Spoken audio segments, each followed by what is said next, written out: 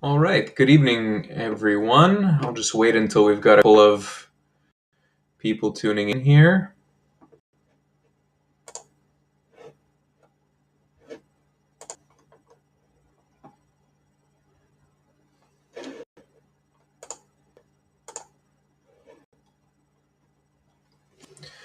Hope you all had a good week. Hopefully, some of you are going to be enjoying a long weekend this weekend, a nice 3-day weekend. Enjoy some of the sunshine out there. In Ontario, it's supposed to be some decent weather over the weekend. Obviously, difficult news with today's lockdown in Ontario. I'm sure you've all heard the news. We're going into another week-long lockdown, and hopefully you aren't affected by that. Hopefully your employment isn't affected by that. So we've already got a good group here on the stream. Let me get right to it. For those of you that don't know me, my name is Alex Lucifero. I am a managing partner and a lawyer with Samfiru Tumarkin LLP. We are the employment lawyers, whether you're in Ontario, in BC, in Alberta. We are the people that you need to reach out to when you're having issues at work, when you're having disputes with your employer, or maybe you are an employer and you're having some issues with an employee. We are the employment law experts. If you need to reach out to us, our website is employmentlawyer.ca, all one word, employmentlawyer.ca. If you'd like to contact us off air, off a live stream, help@employmentlawyer.ca, email address, help, H-E-L-P, @employmentlawyer.ca. Email us there. Someone will get back to you. We will help you resolve your workplace problem. And this is our Facebook and YouTube live event. This is the Thursday evening edition of the show. I've been doing this for all of the month of March, and I've been answering a ton of questions for you guys, helping you resolve your workplace problems. I'm an employment lawyer. If you guys are struggling with an issue at work, big or small, your employment might have been terminated and you're looking at a severance package, you might actually be dealing with a very minor, very small issue at work that you're just curious about, you feel uncomfortable about. Now is the opportunity. Now is the time for a question. Put it up on the feed. I'll answer it right away, and we'll get right to it. This is the opportunity to speak with an employment lawyer, get your questions answered. I am here for as long as you guys ask your questions. So please feel free to fire away. More than happy to chat, more than happy to answer your questions. I will get straight to it because, again, that's what we're here to do, guys. Jagan asks, if an employer is providing a working notice of 8 weeks for the termination without cause, is the employer not obligated to pay severance? Excellent question, Jagan. This is the way working notice actually operates. An employer actually can provide part of an employee's severance entitlements as working notice of their termination. So if this is the case with you, Jagan, if you've been given 8 weeks notice of your termination and your employment is formally terminating, let's say 8 weeks from now, yes, that does technically form part of your total severance entitlements. And so when I'm assessing your severance package, I have to take this 8 weeks of notice into consideration when assessing that. Now, and as you mentioned in your question, Jagan, if you are a 10-year employee, that 8 of notice is certainly only going to form a small part of your full severance entitlements. As a 10-year employee, and of course, depending on your age, but depending on your position as well within the company, your severance entitlements, Dragon, might be as much as 10 months. So if only 8 weeks, if only 2 months of your full severance entitlements is being provided as working notice, you would still almost certainly be owed additional severance amounts on top of that. And again, as much as potentially 8 months, maybe even more than that, Dragon. If you're a manager in your position, if you're an older employee, someone with 10 years of service could be looking at as much as 12 months or even 14 or 15 months as a severance package. So the working notice will count. There's no way of getting around that. That is the way the law works. However, your severance entitlements, your full severance entitlements, based upon your age, your position, and your years of service with the company, are likely much greater than whatever working notice is being provided to you. So what I would suggest, Jagan, is email us, help@employmentlawyer.ca. Provide us a brief description. And Dragon, 42 years of age, working as a project manager. There you go. Your severance entitlements are going to be much closer to 10 months than they are to 2 months. So, Dragon, reach out to us. Help@employmentlawyer.ca. Someone will get back to you immediately. We can set up a time to discuss. You can even mention that you spoke with me on the live event, and we'll straighten the situation out. I want to look at your termination letter. I'd want to look at maybe any employment contract you might have with the company, and I will advise you properly on what your full severance entitlements are. Don't sign off on any offer the company gave you. Make sure you get advice before you do that.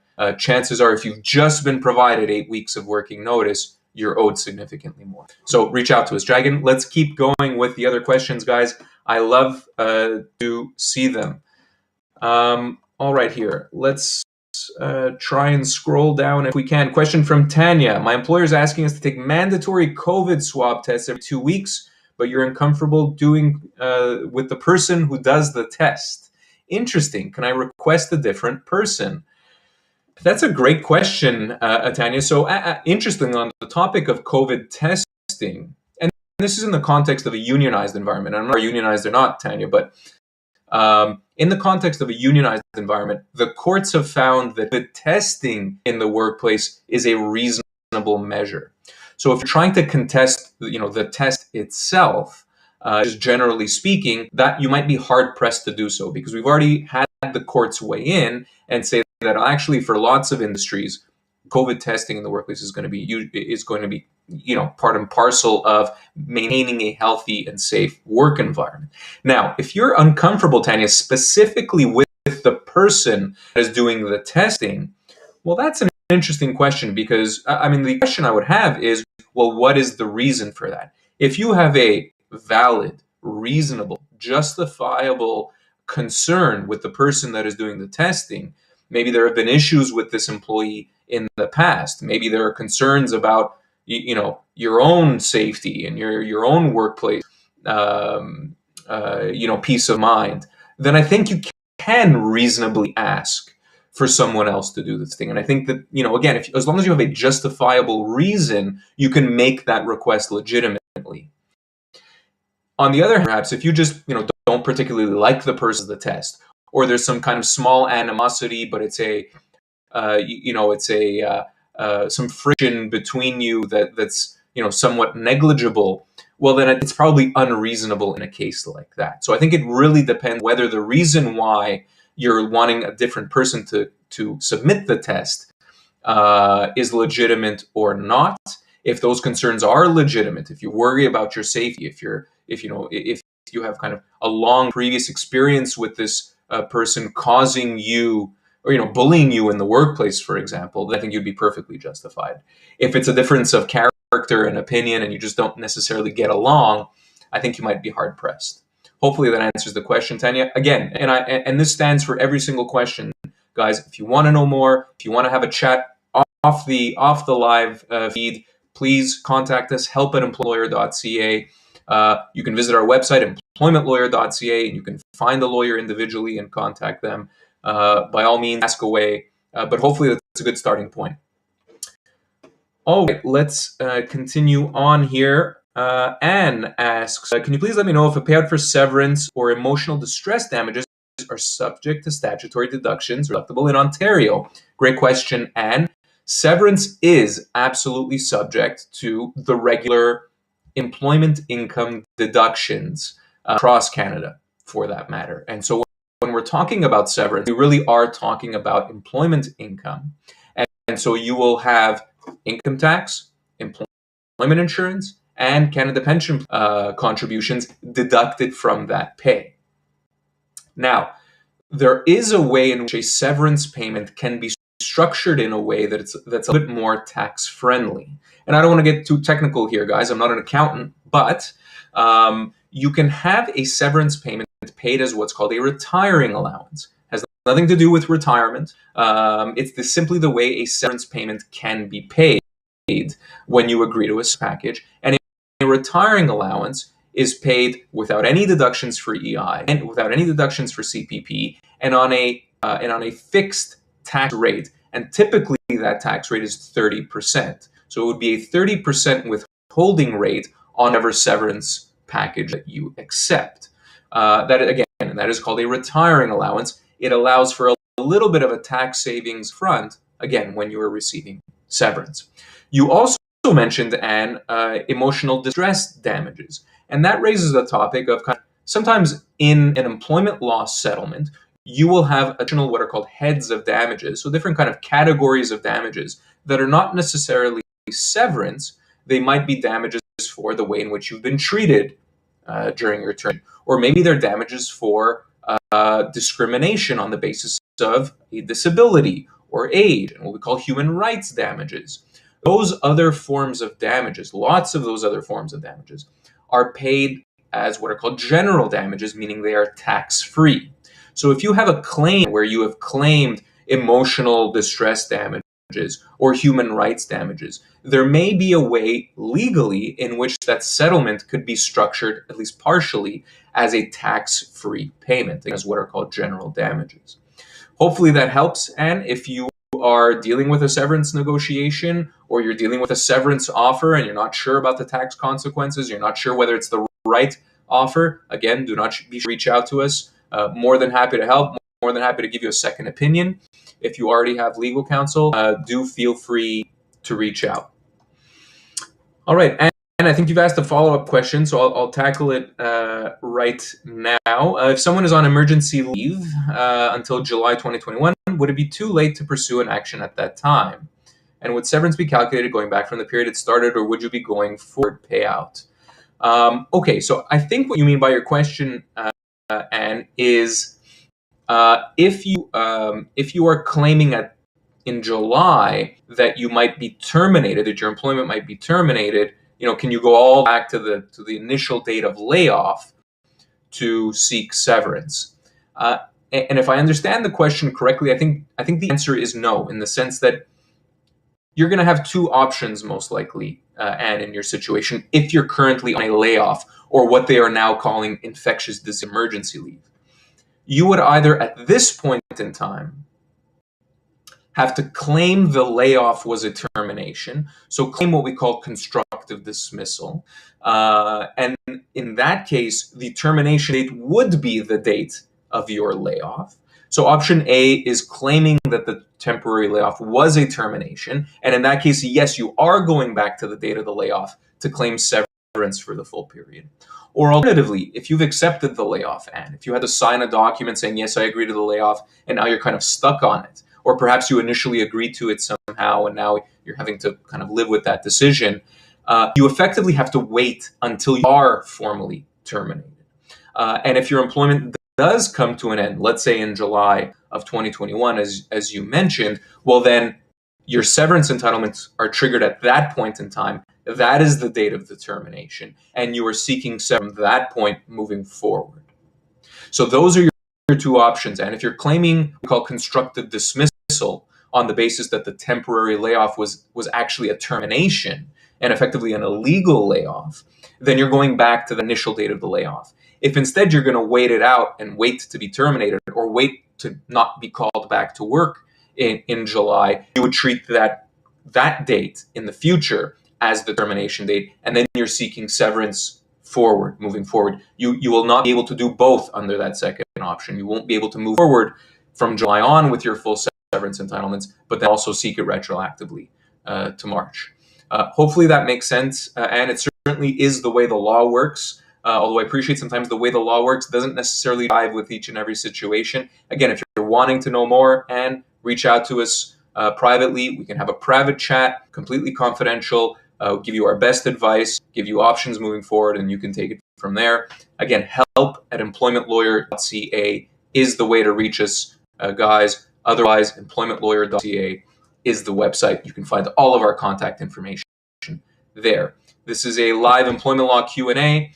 I've answered a ton of questions so far, and let's keep it going. Guys, please feel free to ask away. I am here to help you. I'm here to help resolve your workplace questions. Let's keep rolling. Question from Mark. Mark was laid off in April, and 4 months ago, they asked you to sign a letter and reinstate your benefits so they can keep you on the layoff. Is this allowed? Well, Mark, it is allowed effectively if you're comfortable agreeing to it. There's absolutely nothing wrong with an employer doing that. But of course, that requires the employee's consent. We've been saying this, guys, from the beginning.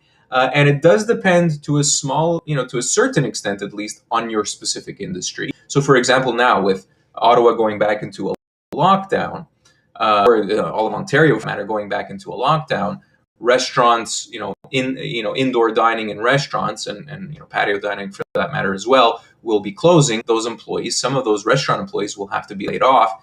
There's probably not much you can do in a situation like that. But if you're not one of those industries that are being forced to close because of COVID, you can likely, and I would say almost certainly, treat the layoff as a termination and seek severance instead. So, Mark, the question I would have for you is, if you were laid off in April, have you signed something already accepting the layoff in a situation like that? And if you have, well, you are now on this layoff, or again, what they are otherwise calling infectious disease emergency leave. And if they're on your benefits during this period, I don't see that as necessarily illegal or problematic. If anything, it's a benefit to you that your benefits are being restated. I guess the issue I would have is, did you agree to the layoff in the first place? And if you did agree to the layoff in the first place, well then, unfortunately, we're kind of stuck waiting. And that's okay. Sometimes it makes sense to choose the layoff. But a lot of times it will likely make more sense to actually choose the severance route, to choose the termination route. So, Mark, if you haven't accepted formally the layoff by signing a document, or if there isn't anything in your employment agreement that allows the company to temporarily lay you off, you may still actually have the option, despite that this now happened a year ago, you may still have the option of treating the initial layoff as a termination. So before you sign anything, before you accept anything, give us a call, send us an email. We will be able to resolve the situation very quickly. And I think in your case, actually, Mark, it's going to be pretty black and white. So don't be shy to reach out, have a chat, and we will take it from there. It's interesting. I actually resolved, speaking of temporary layoffs, I resolved a temporary layoff situation just a couple of weeks ago. And perhaps it's something that I can share with the group, because I think it provides a good lesson and a good window into the way these temporary layoffs are now operating. Again, it's important to keep in mind that an employer isn't inherently, or kind of as a basic right, allowed to temporarily lay off an employee. It has to be written into that employee's contract. So you would have to actually sign something with the company saying, yes, I agree to layoffs being a term of my employment, and the company is allowed to lay me off when there are downturns in the economy or whatever the case may be. Absent a situation like that, absent, again, an actual written document that allows the employer to lay you off, a temporary layoff is potentially illegal. An employer can't just force that on an employee. And I'll give you a good example of exactly that. I had spoken with a very nice gentleman a couple of weeks ago. He had been with the same company for 10 years. He was a surveyor, elderly gentleman. He was in his late 60s, loved his job, had no issues, good performer. And in January of this year, he was temporarily laid off. The company was restructuring its operations, and it decided, we'll just put this guy on a layoff. And he reached out to us, to his credit, and we had a kind of frank conversation about what his options are. He can either accept the layoff and wait till the company comes back, or he can treat it as a termination and actually seek his severance entitlements. Well, interestingly enough, this gentleman we actually agreed on a different strategy. This gentleman wanted to keep his job, but he still didn't want to accept the temporary layoff. He still wanted to stand up for his rights in telling the company, I'm not comfortable with this situation. I'm not comfortable with just allowing you illegally to lay me off. So we contacted the company for this gentleman. We contacted the company, and very professionally, very amicably, we didn't go in kind of guns blazing and being overly threatening. And we said, layoff is illegal. An employer is not allowed to lay an employee off without a contractual entitlement, or if not a contractual entitlement, with a history of layoffs being a term of this employee's employment. And we said, this gentleman, wishes to remain with the company, but he's not going to accept the layoff. We're looking for you to come back to work immediately and pay him for the amount of time that he's been off. And by that point in time, he'd been off for several weeks on the layoff. And lo and behold, the company had to acknowledge, because this is the way the law works, the company had to acknowledge that they laid him off illegally. And so they recalled him back to work right away, which is what the employee wanted. That's exactly what he was going for. And they also offered to pay him for the time that he was laid off. So they effectively paid him back pay from the date of his layoff to the date of his return to work. So, effectively, we rectified the situation entirely. This guy got his job back and he got his back pay back, so that he wasn't missing a penny as a result of the layoff. Not only did we do that, and that's a victory in and of itself. So that was, absolutely excellent. Not only did we do that, what we actually did is had the company agree that layoffs were not going to be a term of his employment moving forward. So effectively, the company actually promised that they would never lay off this gentleman again. And I don't tell this story, guys, to tout our abilities as employment lawyers or to kind of show off. It's just an example of when you know what your rights are, when you know the way the law works in these kinds of situations, temporary layoffs being one example, you have a number of options in resolve a situation like this with an employer. Again, when it comes to temporary layoffs, if it makes sense, you can choose to accept the layoff. If it makes sense, you can choose to pursue a severance package instead. And again, the third option that actually this gentleman had a hand in kind of creating here was he actually got called back to work and got paid for the time that he was off. So these are just a few examples, guys, of some of the possibilities here when you know your rights in the workplace. When you consult with an employment lawyer, and you can think and strategize and discuss the tactics of how you want to resolve your workplace problem. Usually you have a number of options to choose from, and you might even have backup options in the event that your ideal option number one doesn't work. Okay, so let's get back to the questions, guys. Leroy asks, from BC, you'd like to know what is the statute of limitations when regarding severance. You were fired for cause but didn't get severance.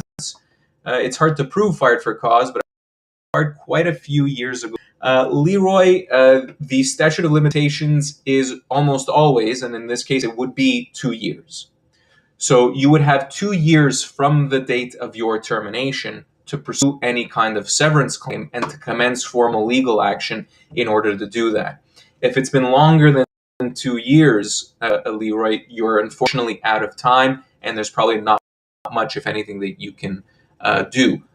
I'd want to make sure, Leroy, it might be worth sending us an email anyway. I'm not an employment lawyer at British Columbia. I'm an Ontario employment lawyer. I do know that in Ontario, as a result of COVID-19 and the pandemic, actually for a 6-month period last year, the limitation period was suspended, meaning if you were terminated, at least in Ontario, kind of 2 years ago, you might actually have a little bit more time than you think because of COVID-19. Now, Leroy, I want to be clear. I don't know if the same thing applies in BC, but what I will tell you is you want some advice. Very basic advice. Again, send us an email, Leroy, help@employmentlawyer.ca. Ask your question, a brief description of your situation when you were terminated, and we'll be able to give you an answer very quickly. You're right to point out, Leroy, that a termination for cause, and what that means for out there is when an employer alleges you as an employee did something so terribly bad, so fundamentally against or contrary to the employment relationship, an employer can allege cause for termination, meaning you're not owed any severance whatsoever, and you're not owed any notice whatsoever. You can literally be kicked out the door from your workplace on the day that whatever incident happens, on the day that cause is alleged, and you're not owed anything beyond your last day of work and whatever vacation pay you might have accrued to that date. Now, as Leroy alluded to, and you're right on this point, it's actually very, very difficult for an employer to prove cause for termination. Concerned performance isn't cause for termination. A bad performance review or being put on a performance improvement plan isn't cause for termination. We are talking here, guys, about the worst of the worst kinds of behavior in the workplace: theft, fraud, physical violence, even verbal abuse to a certain extent can be considered cause if it's very, very serious. Again, the worst of the worst, guys. And so if it's not that, if it doesn't rise to that level of extremely serious misconduct, it's not going to be found to be cause for termination. And again, even if the company did have concerns about your performance, you would still be owed your full severance entitlements in a situation like that. An employer doesn't get a discount just because they think you weren't a particularly great employee. You are still owed the same amount of severance based on your age, based on your years of service with the company, and based on your position with that company. Again, even if the company did have concerns about your performance. So a lot of times, guys, employers will pull the trigger too quickly on a termination for cause, an alleged cause, and refuse to offer an employee any kind of severance, effectively thinking that they have cause, when in reality, the legal test is very, very difficult to meet, and they simply don't meet that high bar of cause for termination. And employees will then feel trapped in a situation like that, right? Imagine you're let go without any notice, without any severance, and you're left kind of stranded without an income. That's one of the worst kinds of situations when it comes to employment law, and when it comes to just your work in general. And so in a situation like that, you need advice from an employment lawyer. You need to kind of go through in detail with your employment lawyer what the allegations are, what your response is to those allegations, to kind of weigh the merits of the company's alleged claim. And again, in most cases, most of the people that I speak to that have been let go for cause, in reality, it's not cause. And at the end of the day, we end up getting those employees the severance package that they're actually owed. Terminations for cause are all hot topic, and always an important topic, because again, it leaves an employee in a very, very difficult situation, stranded without an income, and usually having to fight against these allegations that the company is putting forward. That's when you need an employment lawyer in your corner to make sure that you get what you actually deserve as a proper severance package. All right. Well, hopefully all of that information has been useful, guys. It's been a pleasure. Again, I've really very much enjoyed doing these live employment law Qs on Thursday evenings. We set them up on Thursday evenings, hoping that these shows allow our viewers and our listeners a little bit more of an opportunity to ask their questions, as opposed to the Q&As that we do during the day when people are at work and busy with lots of other stuff. So hopefully the 7 o'clock slot works. We're going to keep it going for the near future. Again, if you guys have any questions, if you're maybe too shy or too bashful to ask your questions on the live stream today, help@employmentlawyer.ca is where to reach us. You can contact us there at any time. Send us an email. I promise we will get back to you. You can also call us. Our 1-866 number is on our website, employmentlawyer.ca. Employmentlawyer.ca is also a great website and has a ton of resources about any topic when it comes to employment law or disability insurance law, which we practice as well. It's been a pleasure chatting. Thank you all so much for your questions. It's always an honor to help out as best I can. Wishing you guys a great long weekend. Get out there despite COVID. Enjoy the fresh air. Enjoy the spring weather. And we'll see each other soon. Wishing you all the best. Take care.